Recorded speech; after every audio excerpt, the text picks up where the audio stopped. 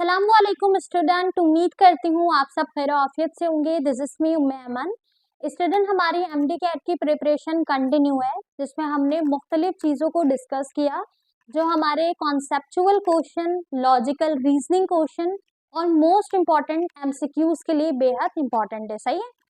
सो हम आज अपने एक नए चैप्टर को डिस्कस करेंगे और साथ ही इस चैप्टर में किस तरीके के कॉन्सेप्चुअल क्वेश्चन आ सकते हैं मैं लास्ट में आपके साथ वो भी ज़रूर डिस्कस करूंगी। सही है। वीडियो लेक्चर को स्टार्ट करने से पहले मेरी आप सबसे एक रिक्वेस्ट है, टॉपिक में कोई भी चीज़ जो आपको ना समझ आए या कोई सवाल हो टॉपिक से रेलेवेंट, तो आप बिल्कुल कमेंट पे पूछ सकते हैं। ठीक है। मैंने आज से पहले अपनी कई वीडियो में यही कहा है कि कोई भी चीज़ ना समझ आए, प्रॉब्लम क्रिएट करे, आपको सॉल्व ना हो रही हो, आपसे आपको समझ ना आ रही हो, कोई भी प्रॉब्लम है आप बिल्कुल बोल सकते हो। ठीक है, अपने टॉपिक से रेलेवेंट। हाँ, आपने इधर उधर का कोई प्रॉब्लम है तो वो ऑफ कोर्स डिस्कस नहीं करना है, बट टॉपिक से रेलेवेंट आपको जो प्रॉब्लम है, कोई चीज़ समझ नहीं आ रही है, कोई क्वेश्चन सॉल्व नहीं हो रहा है, एमसीक्यूज में कोई गाइडेंस चाहिए, आप बिल्कुल पूछ सकते हैं। ठीक है, मैंने आपको कभी मना नहीं किया और ऑफ कोर्स मेरा ये रिस्पॉन्सिबिलिटी है कि मैं आपको गाइड करूँ। सही है। सो जो भी सवाल हो कोशिश करें कि आप कमेंट में पूछें, ताकि अगर किसी और स्टूडेंट के जहन में भी वो सवाल हो तो वो भी फिगर आउट कर सके। सही है। अब हम अपने टॉपिक को डिस्कस करते हैं। सो वेरी फर्स्ट हमारा जो टॉपिक है दैट इज होलोजोइक न्यूट्रिशन। सो हम इस पूरे चैप्टर में जो मेन जो हमारा कंसर्न है, जो आपके चैप्टर का नाम है, वो होलोजोइक न्यूट्रिशन है। सही। सो होलोजोइक न्यूट्रिशन को समझने से पहले हम थोड़ा सा न्यूट्रिशन को अगर समझें, सो न्यूट्रिशन क्या होता है स्टूडेंट, इसकी डेफिनेशन में लिखा है a mode of nutrition where organisms. जो मोड ऑफ न्यूट्रिशन होता है, यानी न्यूट्रिशन कहते हैं ग़िज़ाइयत को। ठीक है, न्यूट्रिशन का क्या मतलब होता है, ग़िज़ाइयत। सही है। आपने अक्सर सुना है ना, सिरिलैक्स के वक्फे में न्यूट्रिशन का जिक्र आया है। तो ग़िज़ाइयत यानी कि हम जो फूड इनटेक कर रहे हैं, जो फूड पार्टिकल हम खा रहे हैं, चाहे वो सिंपल फॉर्म में हो या कॉम्प्लेक्स स्ट्रक्चर में हो, उस फूड से हमें क्या मिल रही है स्टूडेंट, ग़िज़ाइयत मिल रही है, न्यूट्रिशन मिल रहा है। सही है। सो जो हमारा मोड है किसका, न्यूट्रिशन का, ग़िज़ाइयत का, किसी भी ऑर्गेनिज्म में, वो किस तरीके से होगा, वो इंजेस्ट करेंगे सॉलिड फूड को, यानी इंजेस्ट मतलब इनटेक करना। ठीक है, इनटेक करेंगे सॉलिड फूड को, सॉलिड पार्टिकल्स को। ठीक है, डाइजेस्ट दैम और फिर इसके बाद उसे डाइजेस्ट करेंगे, absorb nutrients and egestion undigested matter. So ये तो आपको पूरा प्रोसेस बताया गया है कि ग़िज़ाइयत को किस तरह इनटेक किया जाएगा फूड की शक्ल में, सॉलिड फूड पार्टिकल की सूरत में हम ग़िज़ाइयत को लेते हैं। ऐसा नहीं है कि हम प्रोटीन, कोई प्रोटीन नाम की चीज़ है उसे उठा के खाते हैं, नहीं। हम जो डिफरेंट फूड पार्टिकल्स ले रहे हैं, इनटेक कर रहे हैं, उस फूड के अंदर प्रोटीन भी है, कार्बोहाइड्रेट भी है, ठीक है, और बाकी अदर ऑर्गेनिक कंपाउंड भी है। ठीक है, लिपिड है, फैट है। तो इन सब चीजों को हम सॉलिड फूड पार्टिकल की शक्ल में ले रहे हैं ना। उसको इनटेक करने के बाद उस फूड का हमारी बॉडी के अंदर जाना, उसका हजम होना। ठीक है, और जो अनडाइजेस्टेड पार्ट है, यानी वो फूड मॉलिक्यूल जो हमारी बॉडी के लिए जरूरतमंद नहीं है, बॉडी को उसकी नीड नहीं है, रिक्वायर्ड नहीं है, तो वो अनडाइजेस्टेड है और बॉडी उससे फिर निकालेगी। उस प्रोसेस तक ये सारा मैकेनिज्म जो बॉडी का हो रहा है। ठीक है, तो ये किस लिए हो रहा है, ताकि मेन जो मोड है वो क्या है, न्यूट्रिशन, ग़िज़ाइयत को हासिल करना। सही है। सो ये पूरा प्रोसीजर इनटेक ऑफ फूड से लेके एक्सक्रीशन तक, यानी एजेशन तक, बॉडी से जो अनडाइजेस्टेड पार्टिकल है उनको निकालने तक का अमल है, ये सारा हो क्यों रहा है, इसलिए ताकि फूड मॉलिक्यूल से, फूड पार्टिकल से ग़िज़ाइयत को हासिल किया जा सके। सही है।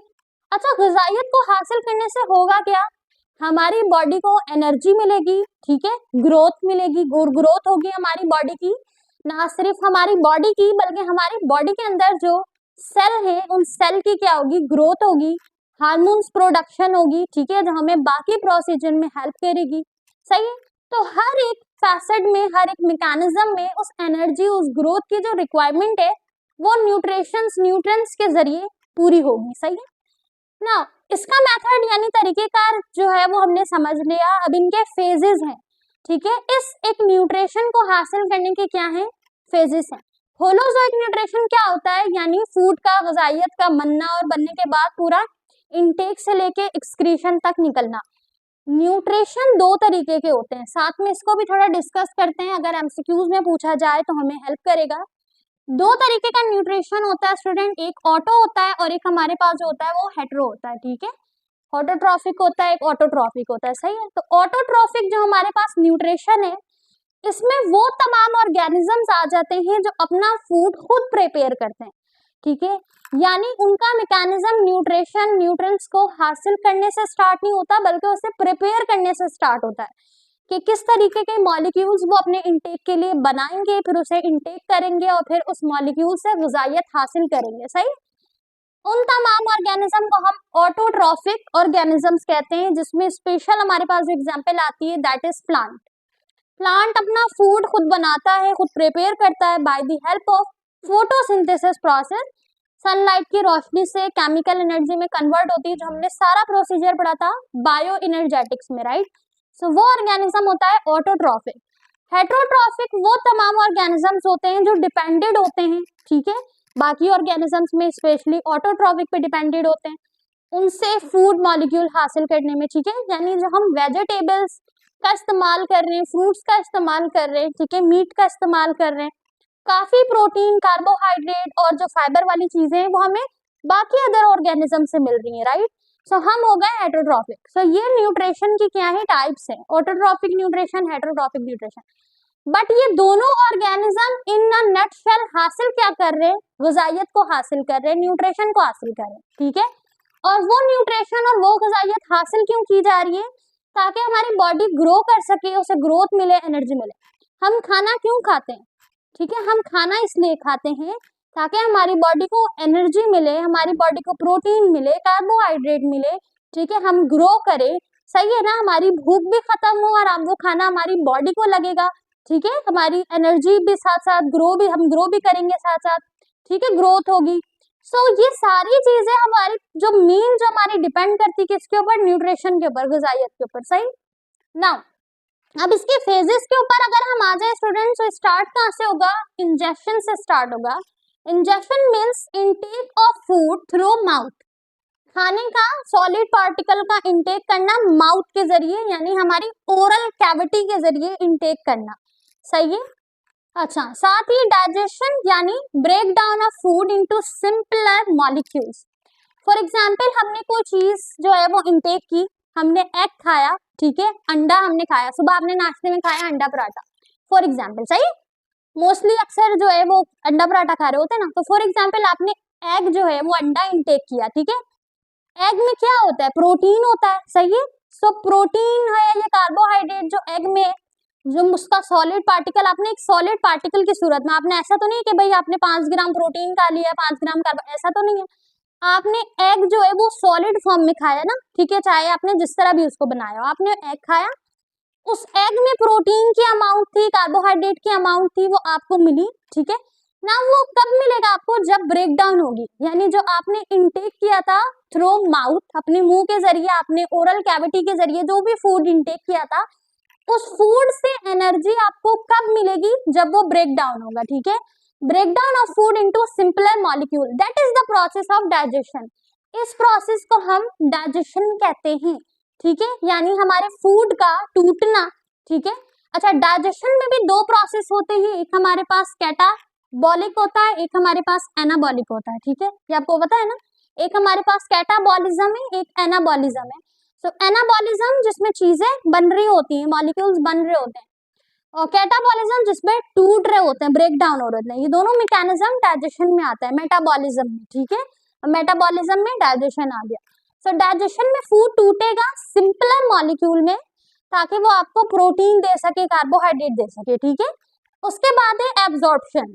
एब्जॉर्प्शन इसके बाद वाला प्रोसेस, इसमें क्या होता है, इसमें जो ग़िज़ाइयत हमने हासिल कर ली है, ठीक है, जो न्यूट्रिएंट्स हमें मिल चुके हैं फूड की सूरत में, फूड के जरिए, वो पासिंग होंगे इनटू द ब्लड स्ट्रीम, हमारी ब्लड स्ट्रीम में पास होंगे, ठीक है। फूड मॉलिक्यूल था, अब वो सिंपलर मॉलिक्यूल्स में टूट गया है ना, ब्रेक डाउन हो चुका है by the help of digestion process. अब क्या होगा, वही न्यूट्रिएंट्स पास होंगे ब्लड स्ट्रीम से, राइट। उसके बाद होगी एसिमिलेशन प्रोसेस, यानी use of absorb nutrients by cell for energy and growth. ठीक है, यहाँ पर हमें एनर्जी और ग्रोथ के लिए फूड मिल जाएगा। ठीक है, जब एब्जॉर्ब कर लिया जाएगा तो उसी एब्जॉर्ब फूड में से, उसी एब्जॉर्ब न्यूट्रिएंट्स में से एनर्जी को और ग्रोथ को हासिल किया जाएगा। सही है, उससे उसी फूड में से हमें एनर्जी मिलेगी, उसी फूड में से हमारी ग्रोथ होगी, हमारी बॉडी ग्रोथ करेगी, हमारी बॉडी में जो सेल्स हैं वो ग्रोथ करेंगे, हार्मोन प्रोड्यूस होंगे, प्रोडक्शन होगी। सही है, सो ये सारी चीजें। अब जो हमारे जो नेल्स हैं, हेयर्स हैं, ये प्रोटीन से बने। ठीक है, वो प्रोटीन हमें फूड के जरिए तो मिल रहा है। तो हमारे हेयर्स कब ग्रो करेंगे, हमारे नेल्स कब ग्रो करेंगे अच्छे, हमारी बॉडी कब अच्छे से ग्रो करेगी, जब हम प्रॉपर डाइट लेंगे। ठीक है, सो इन सब चीजों का, इन पूरी न्यूट्रिएंट्स का ताल्लुक हमारी बॉडी से जुड़ा हुआ है। और ये सारे प्रोसेस, ये फेजेस हैं। ठीक है, कौन से फेजेस हैं, ये न्यूट्रिशन, ग़िज़ाइयत को हासिल करने के फेजेस है। तो हम इसको अच्छे से इसलिए समझ रहे हैं ताकि एमसीक्यूज में कोई चीज आए तो आप आसानी से अटेम्प्ट कर सको। ठीक है, कॉन्सेप्चुअल क्वेश्चन पूछा जाए तो आप आसानी से अटेम्प्ट कर सको। और इसके साथ ही अगर आपसे कभी पूछ लिया जाए कि ये प्रोसेस क्यों हो रहा है, प्रोसेस क्या है, तो आप बता सको। ठीक है, अच्छा, उसके बाद ये स्टूडेंट हमारे पास इजेशन हम इसे एक्सक्रीशन प्रोसेस भी कहते हैं। एक्सक्रीशन मतलब रिमूवल ऑफ अनडाइजेस्टेड या रिमूवल ऑफ वेस्ट, हमारी बॉडी से अनडाइजेस्टेड वेस्ट का निकलना। अच्छा, अब हमारी बॉडी से वो वेस्ट, अनडाइजेस्टेड फूड कहाँ से निकलेगा, the body through anus, anus से निकलेगा ना। ठीक है, इंटर कहाँ से हुआ था, माउथ से, जिसे हम इजेशन कहते हैं, यानी इनटेक ऑफ फूड। उसके अलावा एक्सक्रीशन यानी बॉडी से undigested of waste material, waste product का, अनडाइजेस्टेड फूड का निकलना एनस से निकलेगा। ठीक है, एमसीक्यूज में आपसे पूछा जा सकता है। सो ये कंप्लीट हमारे पास स्टूडेंट फेजेस हैं, जो कि जिन फेजेस से गुजर के हमें मिलेगा क्या, न्यूट्रिशन मिलेगी, न्यूट्रिएंट्स मिलेंगे। ठीक है, एग्जाम्पल यहाँ पर है, उसको नोट कर लो ताकि आपको पूरा टॉपिक समझ आ जाए। Humans follow holozoic nutrition by eating complex food. Human जो है बीइंग्स, वो क्या करते हैं, एग्जाम्पल दी हुई है ह्यूमंस की, बाकी ऑर्गेनिज्म भी इस तरह करते हैं, फूड को इनटेक करते हैं, कॉम्प्लेक्स फूड को, and digest it through the digestive system. ठीक है, कॉम्प्लेक्स फूड को होलोजोइक न्यूट्रिशन के जरिए इनटेक किया और उसे डाइजेस्ट किया अपने डाइजेस्टिव सिस्टम से। सही, सो ये हमारे पास हमारा इंट्रो था, स्टार्ट था हमारे चैप्टर का, हमारे टॉपिक का। इस चैप्टर में कंप्लीट बात की जाएगी न्यूट्रिशन की। न्यूट्रिशन कहाँ से स्टार्ट हो रहा है, इन फेजेस से, यानी बॉडी का प्रॉपर ग़िज़ाइयत को इनटेक करना माउथ के जरिए और अनडाइजेस्टेड फूड को स्पेल आउट करना, बॉडी से निकालना एनस के जरिए। सही, इसमें ये डिफरेंट फेज आते हैं जिसमें हमारी बॉडी उन सॉलिड पार्टिकल्स को लेके ब्रेक डाउन करती है सिंपलर मॉलिक्यूल में, और फिर उसकी एब्जॉर्प्शन होती है, यानी कि जो मॉलिक्यूल सिंपलर फॉर्म में टूटे हैं उनको फिर ब्लड स्ट्रीम तक पास किया जाता है। एसिमिलेशन उसी एब्जॉर्ब न्यूट्रिएंट्स से एनर्जी और ग्रोथ का लेना। ठीक है, इनटेक करना। उसके बाद स्टूडेंट हमारे पास लास्ट प्रोसेस होता है इजेशन का, यानी एक्सक्रीशन का, जिसमें से अनडाइजेस्टेड फूड जो है बॉडी में उनको निकाला जाएगा, रिमूव किया जाएगा एनएस के जरिए। सही, तो ये कंप्लीट हमारे पास हो गया न्यूट्रिशन का प्रोसेस, डिफरेंट फेजेस जिसके जरिए से ग़िज़ाइयत को हासिल किया जाएगा। ठीक है, अब हम डिस्कस करते हैं इसके फर्दर टॉपिक को। इस टॉपिक में कोई चीज ना समझ आया हो तो मैं आपसे दोबारा कह रही हूँ, आप बिल्कुल कमेंट में पूछ सकते हैं, मैं आपको आंसर करूंगी कमेंट में। ठीक है, अब हम अपने अगले टॉपिक की तरफ बढ़ते हैं। नाउ स्टूडेंट, अब हम बात करते हैं एक और इम्पॉर्टेंट टॉपिक की जो हमारे एमसीक्यूज के लिए बेहद जरूरी है। सही है, और इसमें से कोई कॉन्सेप्चुअल क्वेश्चंस भी आपसे पूछे जा सकते हैं। ठीक है, आपसे कॉन्सेप्चुअल एमसीक्यूज भी पूछे जा सकते हैं, जिसमें से आपको सजेशन दी जा सकती है कि अगर इस तरीके से मैकेनिज्म किया जाए तो उसका जो है ना वो अल्टरनेटिव क्या होगा। मैं एंड में क्वेश्चन आपको दिखाऊंगी ताकि आपको हेल्प हो जाए कि मैं किस तरीके की क्वेश्चंस की बात कर रही हूँ। ठीक है, सो अब अगर हम समझें स्टूडेंट अपने इस टॉपिक को, डाइजेस्टिव सिस्टम ऑफ मेन। ठीक है, कि मेन की, यानी मेन में ह्यूमन बॉडी आ जाती है। सो हम इसको ये लिख सकते हैं कि ह्यूमन बॉडी। ठीक है, सो ह्यूमन बॉडी में स्टूडेंट डाइजेस्टिव सिस्टम किस तरीके से होगा, डाइजेस्टिव सिस्टम का अमल। ठीक है, तो इसके हम कंपोनेंट की बात की जाए कि कौन कौन से कंपोनेंट हैं, कौन कौन से ऑर्गन या कौन कौन से हमारे पास कनाल्स, कौन कौन से रास्ते, कौन कौन सी चीजें जो हमारी बॉडी के अंदर हैं वो इन्वॉल्व है, इंक्लूड है इस पूरे डाइजेस्टिव सिस्टम में। सो उसको हम कहेंगे कंपोनेंट, ठीक है। सो अगर हम कंपोनेंट की बात करें, includes the elementary kanal and accessory gland. Elementary कनाल और एक्सेसरी ग्लैंड होते हैं जो कि इंक्लूड्स होते हैं, जो कि बेहद इंपॉर्टेंट कंपोनेंट है डाइजेस्टिव सिस्टम के लिए। Digestive system is the process of digestion, जिसमें हमारे फूड को डाइजेस्ट किया जाता है। सो वो डाइजेशन डाइजेस्टिव सिस्टम की मदद से होती है। जैसे रेस्पिरेशन इज द प्रोसेस जो कि रेस्पिरेटरी सिस्टम की मदद से हो रहा है, ठीक है। सर्कुलेशन इज द प्रोसेस जो कि हमारे हार्ट के जरिए हो रहा है, ठीक है। इस तरीके से बहुत सारे सिस्टम है, मैकेनिज्म है जो हमारे ऑर्गन के जरिए हो रहा है। सो डाइजेशन पूरा एक प्रोसेस है जो कि पूरे एक डाइजेस्टिव ट्रैक्ट के जरिए हो रहा है, डाइजेस्टिव सिस्टम के जरिए हो रहा है, सही। अब स्टूडेंट अगर हम बात करें इस एलिमेंट्री कनाल की, सो एलिमेंट्री कनाल में हमारे पास क्या क्या चीजें आएंगी। वेरी फर्स्ट प्रोसीजर स्टार्ट होगा हमारे माउथ से, ओरल कैविटी से। डाइजेशन का अमल, डाइजेस्टिव सिस्टम का अमल स्टार्ट कब होगा, जब हमारे माउथ के जरिए, ओरल कैविटी के जरिए फूड इनटेक होगा, देन तभी तो डाइजेशन का अमल शुरू होगा, सही। सो अगर इसके फंक्शन की बात की जाए कि डाइजेस्टिव सिस्टम में होता क्या है, सो फंक्शन में आ गया हमारे पास break down of food into simpler molecule. जो हमारे पास कॉम्प्लेक्स फूड पार्टिकल होगा उसको तोड़ा जाएगा सिंपल छोटे छोटे मॉलिक्यूल में। किस तरीके के मॉलिक्यूल, एग्जाम्पल जैसे कि ग्लूकोज, ठीक है, और इमिनो एसिड यानी इमाइनो एसिड। सो ग्लूकोज और इमाइनो एसिड में तोड़ा जाएगा। अब आप जो फूड इंटेक करोगे, ठीक है, हम जो फूड इंटेक करेंगे प्रोटीन की सूरत में इंटेक करेंगे, कार्बोहाइड्रेट की सूरत में इंटेक करेंगे, ठीक है। सो वो उसके सिंपलर मॉलिक्यूल में टूटेगा, यानी उसके मोनोमर की सूरत में टूटेगा। जैसे अगर हमने प्रोटीन को इंटेक किया है, सो वो प्रोटीन किसके सूरत में टूटेगा, इमाइनो एसिड की सूरत में। ग्लूकोज जो है वो तो कार्बोहाइड्रेट जब होगा तब टूटेगा ना। फॉर एग्जाम्पल आपने कार्बोहाइड्रेट को इंटेक किया, कोई फूड पार्टिकल, सॉलिड पार्टिकल आपने इंटेक किया जिसमें कार्बोहाइड्रेट की अमाउंट है। कार्बोहाइड्रेट किस किस में होते हैं, कार्बोहाइड्रेट ज्यादातर हमारे पास ड्राई फ्रूट्स में होते हैं, दालों में होते हैं, ठीक है। सो आपने फॉर एग्जाम्पल कोई दाल खाई मजे की, ठीक है, उसमें आपको ज्यादा अमाउंट में क्या मिला, कार्बोहाइड्रेट मिला।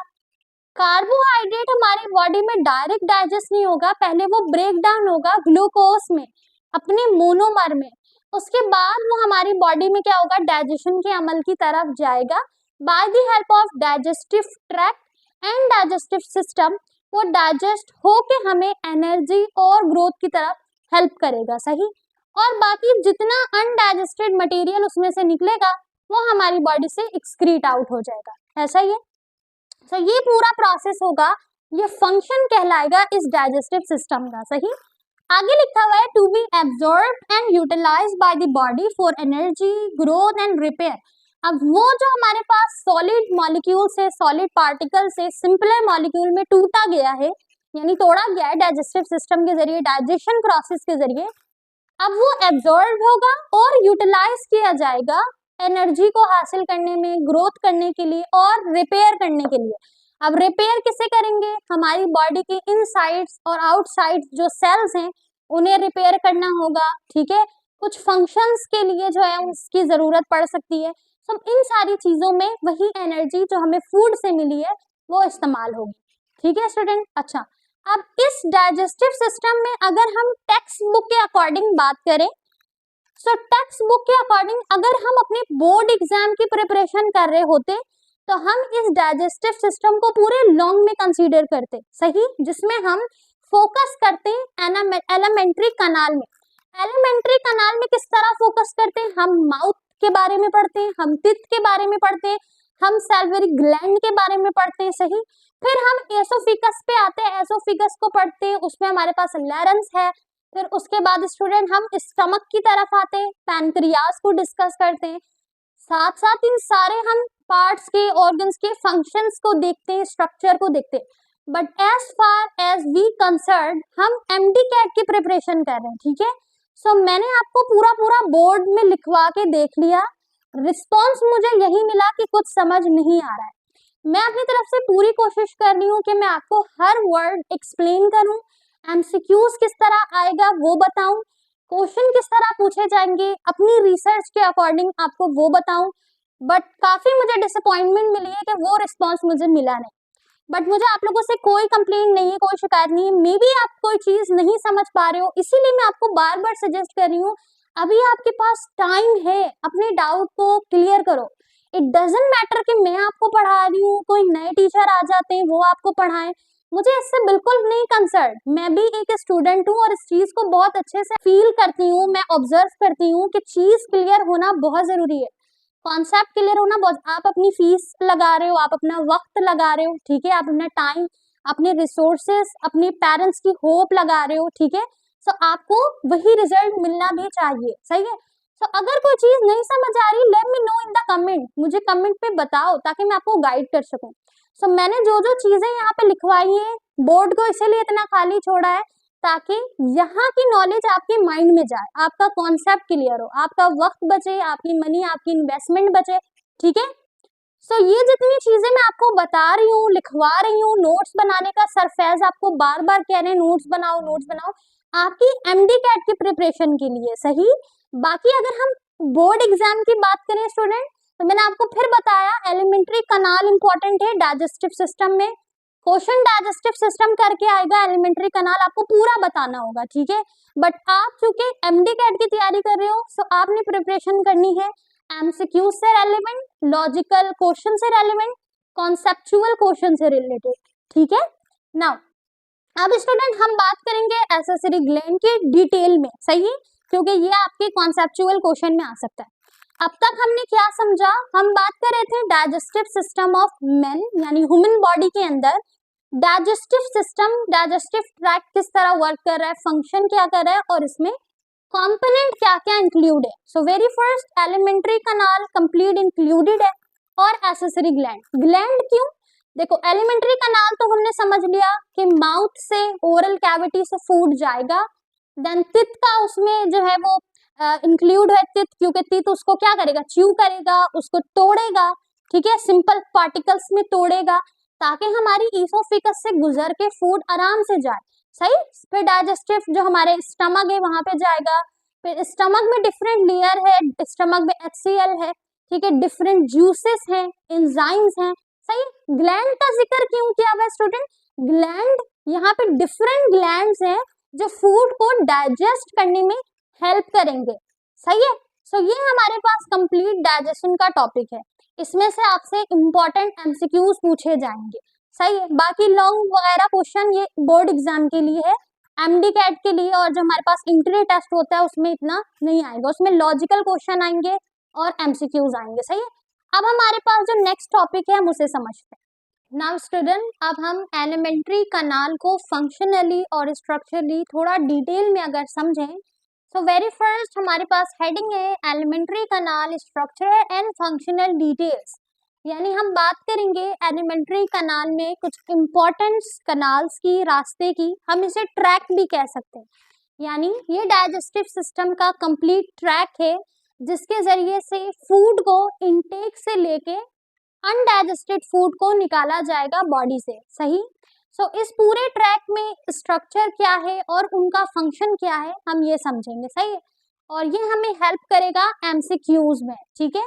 सो सबसे पहले अगर हम बात करें एलिमेंट्री कनाल में फर्स्ट पार्ट है माउथ, यानी ओरल कैविटी, माउथ जहां से फूड को इनटेक किया जाएगा, प्रोसेस ऑफ इंजेशन यानी intake of the food, solid particle को इनटेक किया जाएगा। फंक्शन की बात करें मैकेनिकल ब्रेकडाउन यानी chewing and chemical digestion of by saliva यानी कंटेन इमाइलेज। देखो स्टूडेंट हमारे पास जो माउथ है, अगर स्ट्रक्चर की बात करें तो माउथ हमारे पास एक स्ट्रक्चर है, ओरल कैविटी जहां से इनटेक किया जाएगा फूड को, और अगर फंक्शनली बात करें तो इसका फंक्शन है इनटेक ऑफ फूड, फूड को लेना।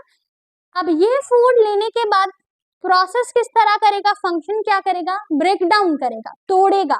माउथ में तित भी मौजूद है तो तित क्या करेंगे, उसे तोड़ेंगे यानी चबाएंगे, ठीक है, च्यूइंग करेंगे। साथ ही डाइजेशन के लिए जो हमारे माउथ में ओरल कैविटी में जो सलाइवा मौजूद है, ये सलाइवा उसको डाइजेशन में हेल्प करेगा, ठीक है।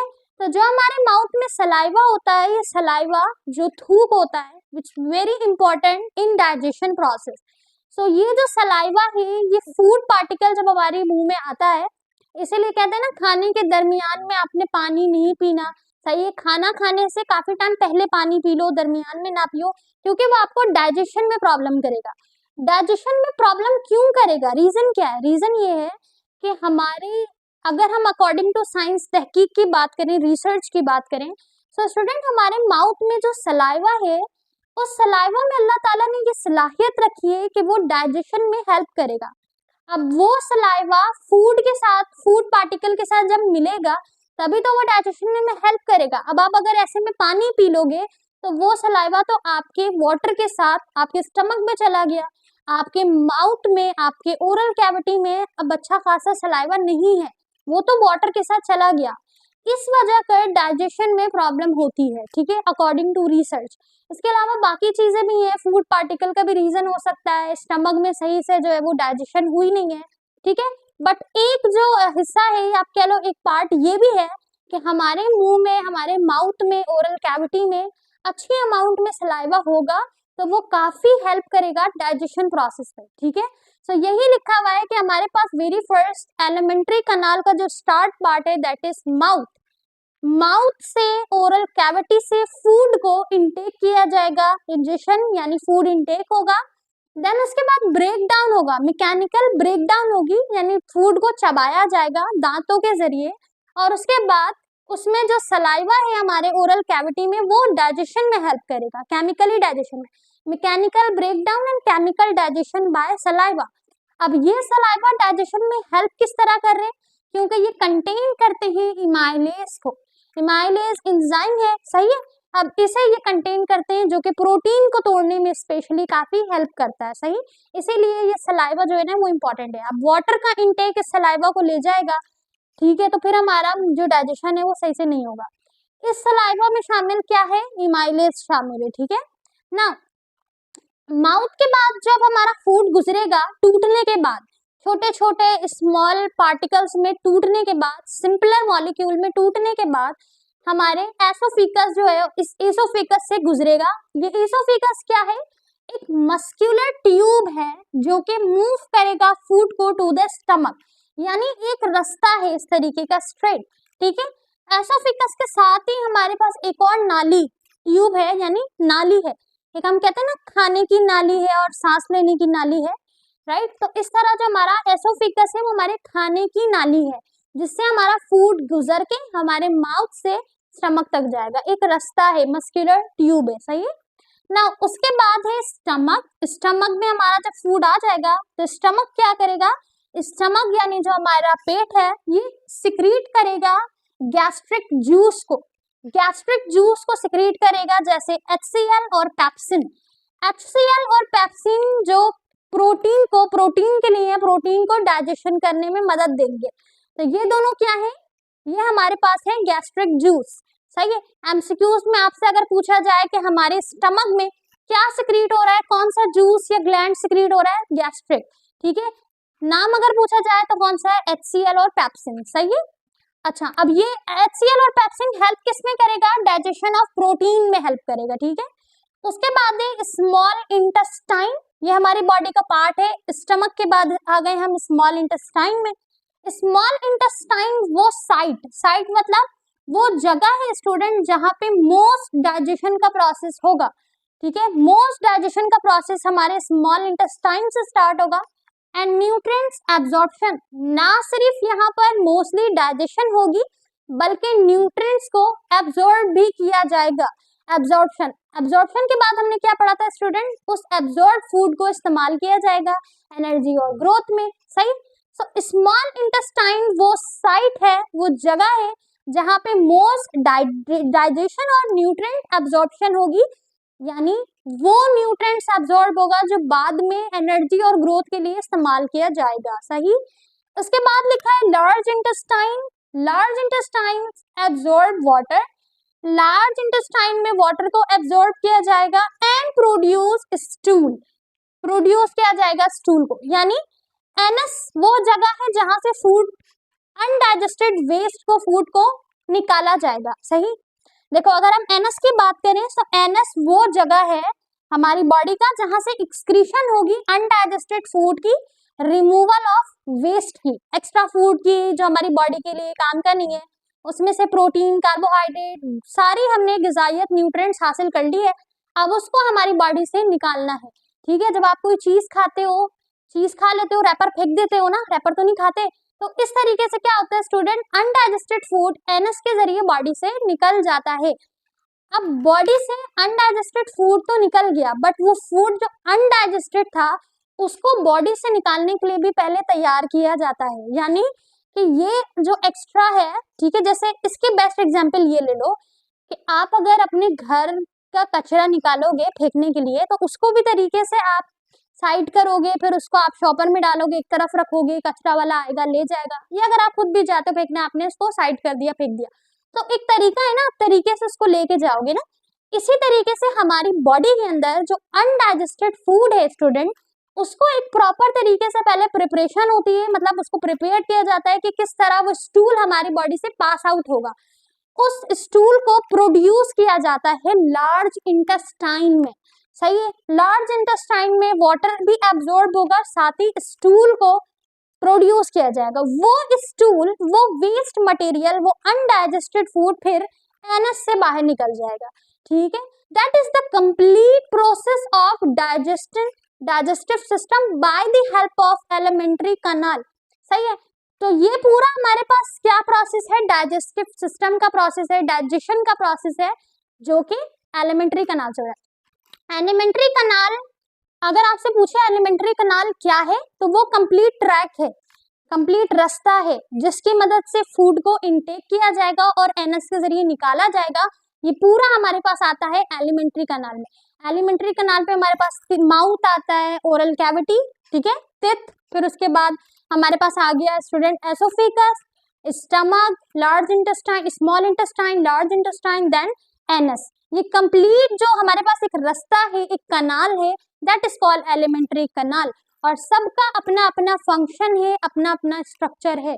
ये स्ट्रक्चर और फंक्शन आपसे पूछा जा सकता है, सही है, इसलिए हमने इसे इन डिटेल डिस्कस कर लिया। ठीक है, माउथ का काम होगा फूड को इनटेक करना, ठीक है, फिर हमारे माउथ में जो दांत है, टिथ है, वो उसको चबाएंगे, तोड़ेंगे छोटे छोटे सिंपलर कॉम्प्लेक्स से लेके सिंपलर पार्टिकल्स में।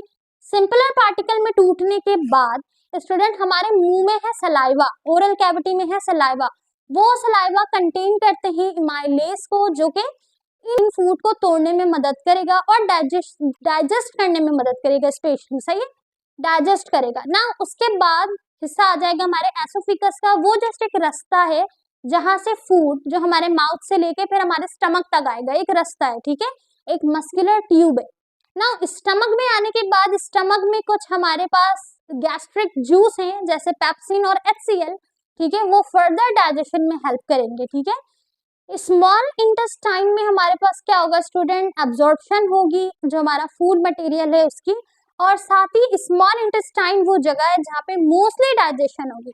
लार्ज इंटेस्टाइन में जस्ट वाटर को एब्जॉर्ब किया जाएगा और प्रोड्यूस किया जाएगा स्टूल को ना। वो स्टूल और waste material, extra material particles हमारी बॉडी से निकाला जाएगा एक्सक्रीशन प्रोसेस के जरिए, और जिस जगह से निकाला जाएगा उस रास्ते को हम कहते हैं एनस। ठीक है, तो ये कंप्लीट प्रोसीजर कहलाता है डाइजेस्टिव सिस्टम, यानी पूरा ट्रैक कहलाता है डाइजेस्टिव सिस्टम, एलिमेंट्री कैनाल, सही है। इसकी मदद से हमारी बॉडी कंप्लीट डाइजेशन की तरफ आ जाएगी। ठीक है, अब हम डिस्कस करते हैं अपने फर्दर टॉपिक को। अब हम बात करते हैं थोड़ी एसेसरी ग्लैंड के ऊपर कि वो कौन कौन से ग्लैंड है जो डाइजेशन में हेल्प करेंगे, जो साथ ही एलिमेंट्री कैनाल के इंक्लूड है। ठीक है, सो स्टूडेंट हमारे पास कुछ रोल है एसेसरी ग्लैंड के, कुछ इंपॉर्टेंट ग्लैंड्स है। वेरी फर्स्ट जो हमारे पास सबसे पहला ग्लैंड है दैट इज सैलिवरी ग्लैंड। ठीक है, अब ये सैलिवरी ग्लैंड कौन सा है, जो प्रोड्यूस करता है सलाइवा को। ठीक है, अब ये जो सलाइवा है स्टूडेंट, ये कंटेनिंग करते हैं एंजाइम्स को, जैसे है हमारे पास amylase to being carbohydrate digestion. Amylase enzyme, ठीक है, तोड़ेंगे किसको, कार्बोहाइड्रेट को, सही ना। सो ये डाइजेशन में मदद करेंगे कार्बोहाइड्रेट की। ये जो सलाइवा है जिसके पास इमाइलेज है, ये सलाइवा कहाँ से प्रोड्यूस हो रहा है, ये प्रोड्यूस हो रहा है सैलिवरी ग्लैंड से। ठीक है, सैलिवरी ग्लैंड इसको प्रोड्यूस करें तभी तो ये सलाइवा आ रहा है। और इस सलाइवा में कंटेनिंग है एंजाइम यानी माइलेज, जो कि कार्बोहाइड्रेट को तोड़ने में, डाइजेस्ट करने में हेल्प करेगा। सही।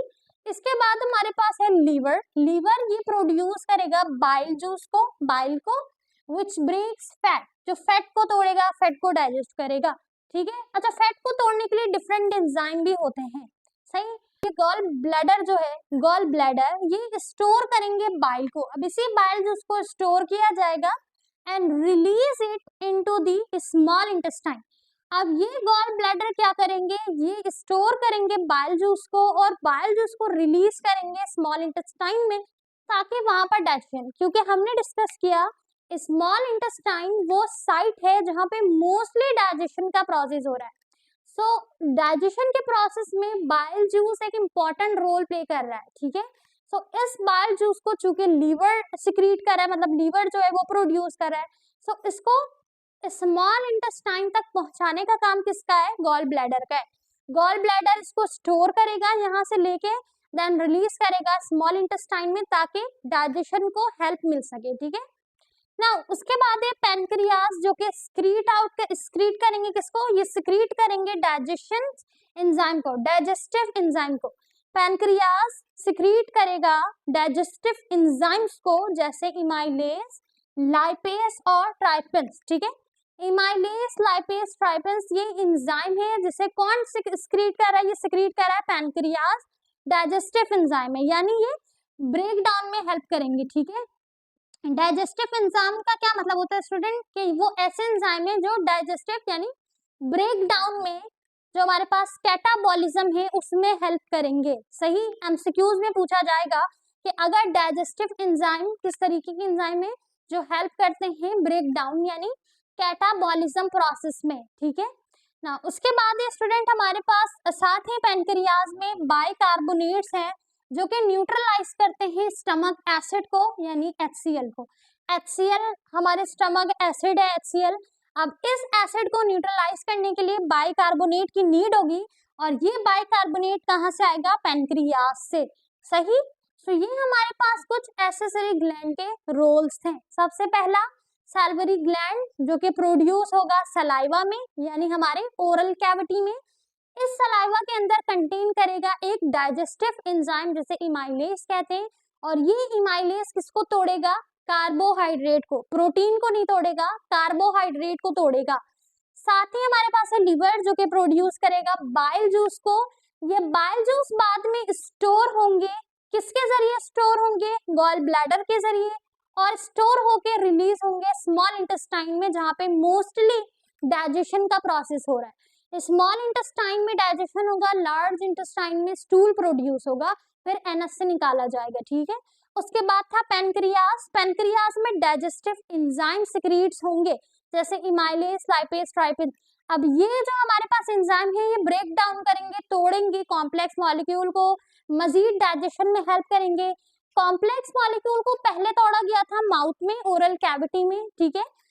चूइंग के जरिए उसको चबा के तोड़ा गया था, तित की मदद से, सलाइवा की मदद से, सिंपलर मॉलिक्यूल में। ना फर्दर डाइजेशन होगी by the help of digestive enzyme. ठीक है।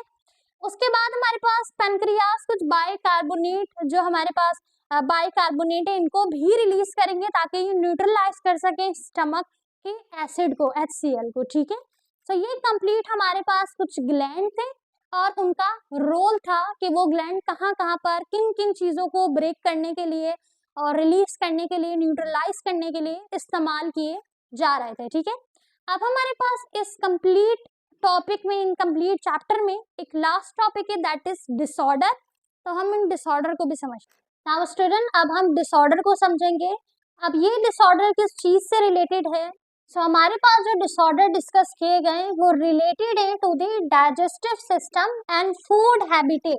सो जो हमारे पास फूड हैबिट्स हैं और डाइजेस्टिव सिस्टम है, उससे रिलेटेड कुछ डिसऑर्डर है जो हम डिस्कस करेंगे। ठीक है। डिसऑर्डर यानी कौन कौन सी प्रॉब्लम हमारे डाइजेस्टिव ट्रैक को, हमारी बॉडी को, हमारी सेहत को और हमें जो है ना वो फेस करनी पड़ेंगी अपने डाइजेस्टिव सिस्टम से रेलिवेंट और अपने फूड हैबिट्स की वजह कर। हमारी फूड की कुछ ऐसी हैबिट होती है, हमारे फूड में कुछ ऐसी चीजें होती हैं जो हम इंटेक कर रहे होते हैं हद से ज्यादा, तो वो हमें क्या करती है, प्रॉब्लम कॉज करती है।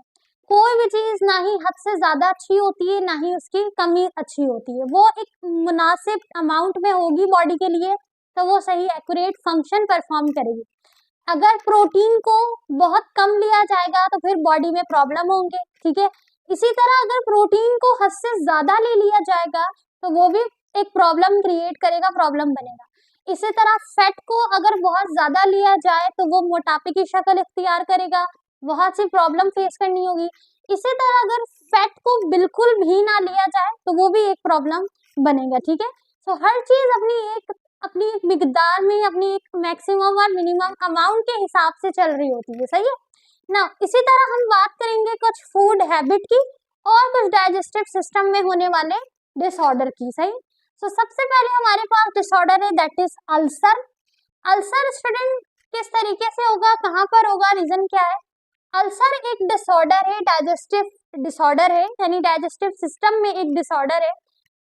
A sore that form on the lining of stomach और small intestine। स्टूडेंट सोर कहते हैं जख्म को, ठीक है। सोर का मतलब क्या होता है, जख्म। तो जख्म का हो जाना, फॉर्म बनना कहाँ पर, हमारे स्टमक के लिनिंग में, स्टमक के मेम्ब्रेन में, स्टमक में, और साथ ही हमारे स्मॉल इंटेस्टाइन में, ठीक है।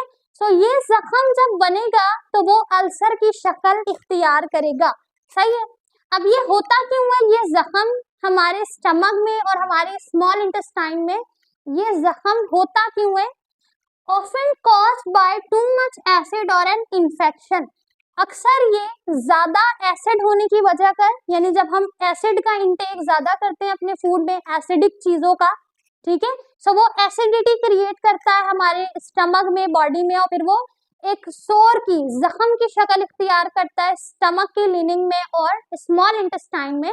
देन बाद में वो एक डिसऑर्डर भी बन सकता है जिसका नाम है अल्सर, सही है। यानी स्टार्ट कहाँ से हुआ, हमारे फूड हैबिट से स्टार्ट हुआ ना। यानी आप अगर अपनी डाइट में ज्यादा से ज्यादा एसिडिक चीजों का इस्तेमाल करोगे तो वो एसिडिटी क्रिएट करेगा। एसिडिटी क्रिएट होने की वजह कर हमारी बॉडी के अंदर सोर बनना शुरू करेंगे हमारे स्टमक में, क्योंकि स्टमक में गैस्ट्रिक जूस है, HCl पेप्सिन, ठीक है।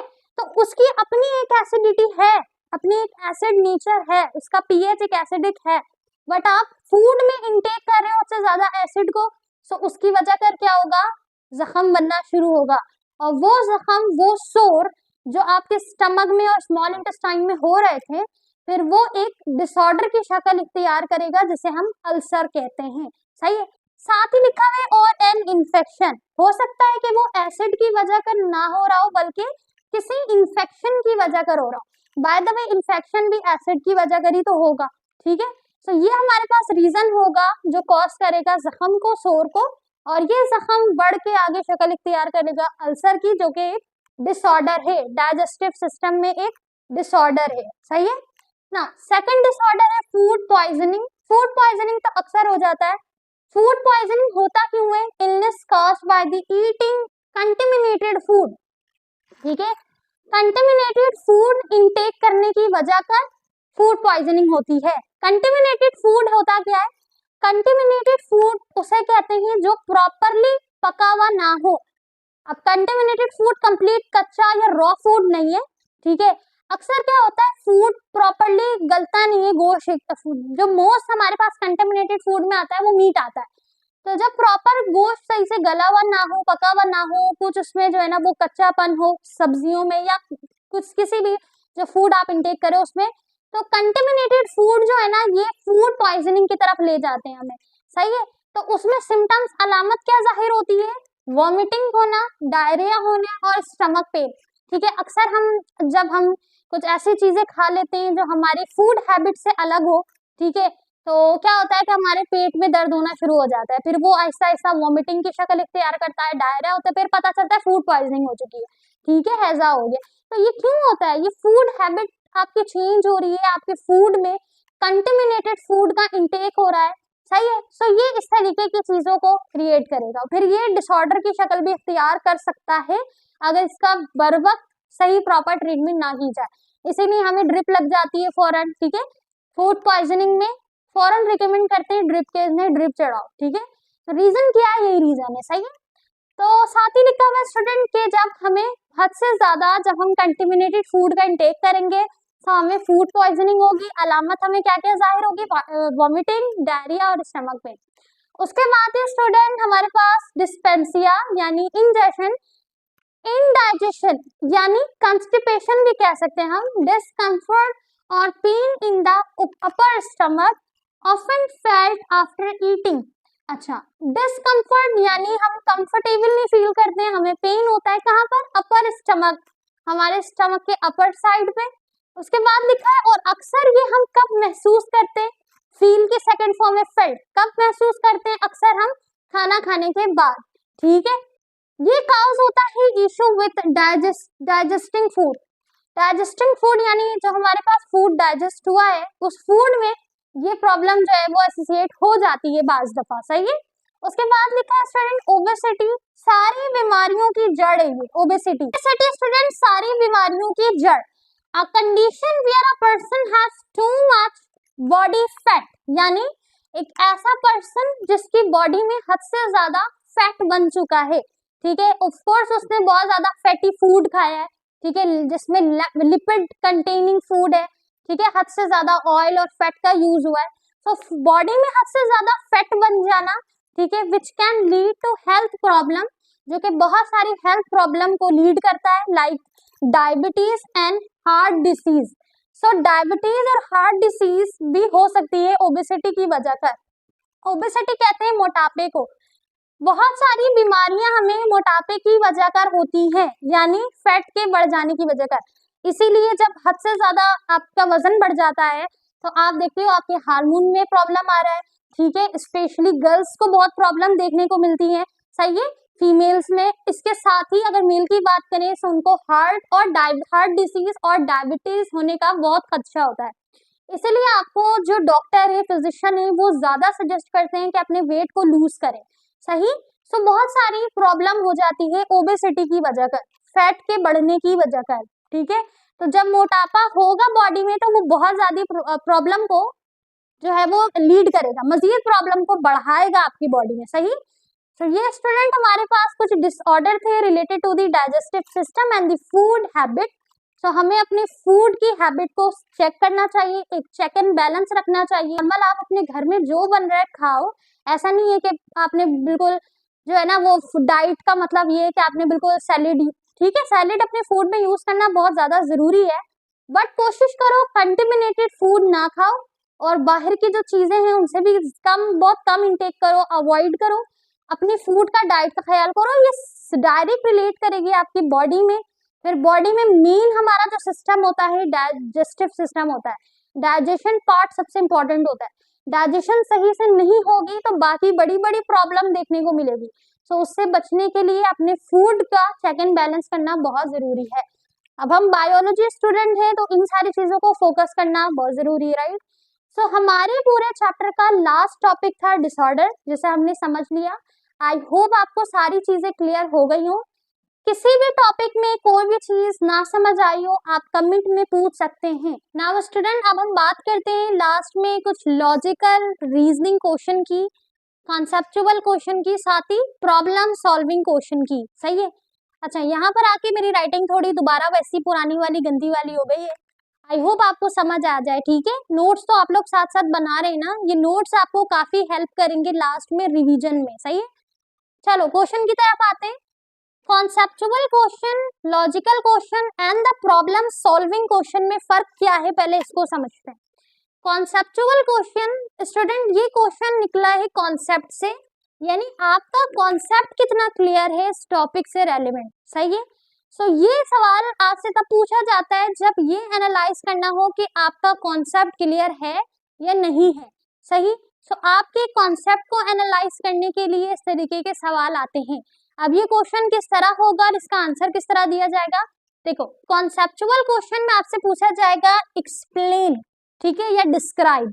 एक्सप्लेन करना है आपने how the pancreas play a dual role, कि पैनक्रियास किस तरीके से डुअल रोल प्ले कर सकता है in both the digestive system and a blood sugar regulation. सही है, तो मैंने यहाँ पर एक सवाल मेंशन किया है कॉन्सेप्चुअल क्वेश्चन का, ठीक है। इस तरीके से सवाल आ सकते हैं, ऐसा नहीं है यही सवाल आएगा, इस तरीके के आ सकते हैं, ठीक है। देखो इसमें आपसे क्या कॉन्सेप्ट मांगा जा रहा है, आपने एक्सप्लेन करना है कि पैनक्रियास किस तरह दोनों रोल प्ले कर रहा है, यानी डाइजेस्टिव सिस्टम में भी रोल प्ले कर रहा है और ब्लड शुगर को भी रेगुलेट कर रहा है रेगुलेशन में। सही है, तो ये हो गया कॉन्सेप्चुअल क्वेश्चन, ठीक है। फॉर एग्जाम्पल हमने एंजाइम पढ़ा, तो एंजाइम में फॉर एग्जाम्पल सवाल आ गया कि एमाइलेज एंजाइम किस तरीके से तोड़ रहा है, ठीक है, कार्बोहाइड्रेट को, किस तरीके से वो एनर्जी देने में हेल्प कर रहा है, या वो किस तरीके से डाइजेस्टिव एंजाइम कहला रहा है। कॉन्सेप्ट बताना है आपको, बिहाइंड आपने कॉन्सेप्ट क्लियर करना है। ये होता है हमारे पास कॉन्सेप्चुअल क्वेश्चन। कॉन्सेप्चुअल क्वेश्चन से बिल्कुल जो हट के हमारे पास, यानी बिल्कुल आप कह लो कि उससे डिसिमिलर क्वेश्चन होता है लॉजिकल क्वेश्चन। यहाँ पर आपने अपना कॉन्सेप्ट बताना है कि जो आपने उस टॉपिक से रेलेवेंट समझा है, जो आपको पता है कि इसमें इसका क्या रोल है, इसमें इसका क्या रोल है, दैट इज द कॉन्सेप्ट। सही है ना। लॉजिकल रीजनिंग में हम लॉजिक लगाते हैं, यानी आपको एक सिनेरियो दिया जाएगा, एक आपको एक पॉइंट दिया जाएगा, उसको फिगर आउट करके आपने उसका लॉजिक बताना है कि इसके पीछे लॉजिक क्या है, इसके पीछे रीजन क्या है, सही है, मैकेनिज्म क्या है। लिखा है if the pH of stomach, अगर स्टमक का पीएच इज इंक्रीज, बढ़ जाए, ड्यू टू ड्रग और डिजीज, ड्रग्स यानी मेडिसिन की वजह कर और डिजीज बीमारियों की वजह कर। सो आपको यहाँ पर एक सिनेरियो दिया गया कि अगर पीएच बढ़ जाए स्टमक का मेडिसिन की वजह कर, ड्रग्स की वजह कर या बीमारी की वजह कर, डिजीज की वजह कर बढ़ जाए, ठीक है, व्हाट इफेक्ट वुड दिस, तो उसका क्या असर हो सकेगा, क्या असर होगा, एंड हैव ऑन, अच्छा अब असर किस पे होगा, इफेक्ट का तो पूछा गया, वो इफेक्ट होगा किसके ऊपर, प्रोटीन डाइजेशन एंड व्हाई। सही, तो सिनेरियो आपको दिया गया था कि अगर पीएच ऑफ स्टमक बढ़ जाए ड्रग्स की वजह कर, मेडिसिन की वजह कर, तो प्रोटीन डाइजेशन के ऊपर उसका क्या असर होगा और क्यों होगा, व्हाई। सही है, सो आपसे बिहाइंड लॉजिक पूछा गया। अब ये आंसर आप कब उस अटेम्प्ट कर पाओगे सही से, जब आपको प्रोटीन डाइजेशन का पता होगा कि प्रोटीन डाइजेशन में अगर पीएच बड़ा हो, बढ़ जाए स्टमक का, तो क्या वो प्रोटीन डाइजेशन पे इफेक्ट करेगा, और अगर करेगा तो किस तरह करेगा और रीजन क्या होगा। सही है, तो ये हो गया आपका लॉजिकल क्वेश्चन। नाउ अगर बात करें हम प्रॉब्लम सॉल्विंग क्वेश्चन की, यानी यहाँ पर आपको एक प्रॉब्लम दी जाएगी और उसको आपने सॉल्व करना होगा। किस तरह, a patient with a gastric ulcer, एक पेशेंट है जिसको गैस्ट्रिक अल्सर है, ठीक है। अब इसको प्रेस्क्राइब किया गया, यानी अकॉर्डिंग टू द डॉक्टर और फिजिशियन के जरिए इस अल्सर पेशेंट को प्रिस्क्रिप्शन दी गई है, ये प्रिस्क्रिप्शन दी गई है कि आपने मेडिकेशन करनी है ताकि वो रिड्यूस करे आपके स्टमक एसिड को, एसिड की प्रोडक्शन को।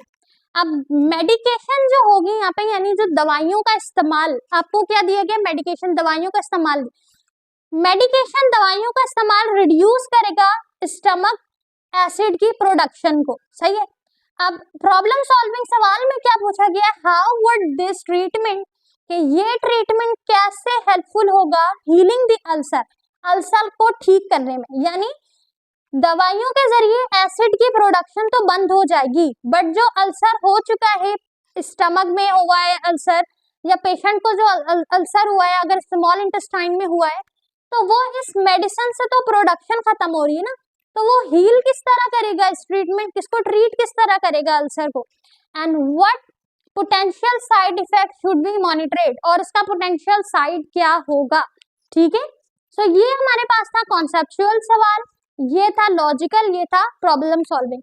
कॉन्सेप्चुअल जिसमें आपसे कॉन्सेप्ट पूछा जाएगा कि अगर इस तरह मैकेनिज्म हो रहा है तो क्यों हो रहा है, किस तरीके से हो रहा है, रीजन क्या है, ठीक है, प्रोसीजर क्या है, और अगर लॉजिकल होगा तो लॉजिक पूछी जाएगी। सही है, अच्छा प्रॉब्लम सॉल्विंग होगा तो आपको प्रॉब्लम दी जाएगी और उसका आपने आंसर मेंशन करना होगा। सवाल चाहे किस तरीके का भी हो, लॉजिकल हो, रीजनिंग में हो, या वो नॉन रीजनिंग हो, कॉन्सेप्चुअल हो, आप तभी उसको अटेम्प्ट कर सकोगे जब आपका कॉन्सेप्ट क्लियर होगा हर लिहाज से, आपको फंक्शन पता होगा, आपको स्ट्रक्चर पता होगा क्या साइड इफेक्ट हो सकता है आपको ये पता होगा। सो हम किस तरीके से प्रिपरेशन करेंगे कि हमारे एमडी कैड में या किसी भी फर्दर टेस्ट में अगर इस तरीके के सवाल आए तो हम आसानी उसको अटेम्प्ट कर सकें। अब इन क्वेश्चन को देख के आपने पैनिक नहीं होना है। इस सवाल को आपके साथ डिस्कस करने का मकसद ये नहीं है कि आप जो है ना वो पैनिक हो जाओ कि इस तरीके के सवाल ही आएंगे और फिर हम कैसे अटेम्प्ट करेंगे, नहीं। आपको जस्ट ये हाईलाइट कराना है कि अगर आप कॉन्सेप्ट अपना क्लियर करोगे, अपने नोट्स बनाओगे, तो वो इस तरीके के सवाल को आप फौरन यूं आसानी से हल कर लोगे। सही है। आई होप आपको मेरी बात समझ आ गई हो, कॉन्सेप्ट आपको सारे इस टॉपिक के इस चैप्टर के क्लियर हो गए हो। कोई चीज प्रॉब्लम कर रही हो, ना समझ आ रही हो, आप बिल्कुल कमेंट में पूछ सकते हैं। मैं बार बार आपको ये बात कह रही हूँ कि सवाल कोई चीज ना समझ आए तो पूछो, ठीक है। आप चाहे इंस्टीट्यूट में पढ़ रहे हो, होम ट्यूशन पढ़ रहे हो, कॉलेज में क्लास ले रहे हो, अगर आपको टीचर की, आपके सर की कोई बात नहीं समझ आ रही है, कोई कॉन्सेप्ट क्लियर नहीं हो रहा, कोई डाउट हो रहा है, तो पूछो, उसको क्लियर करो। हाँ, अगर सामने वाला रिस्पॉन्स ना करे तो वो एक अलग सिनेरियो है, बट मैं आपको बार बार खुद कह रही हूँ कि आप कमेंट में पूछो ताकि आपके डाउट क्लियर हो। बट वैलिड क्वेश्चन होना चाहिए to the topic and to the concept, right. I hope कि समझ आ गया हो। मिलते हैं नेक्स्ट लेक्चर में। Take care of yourself. अल्लाह हाफिज।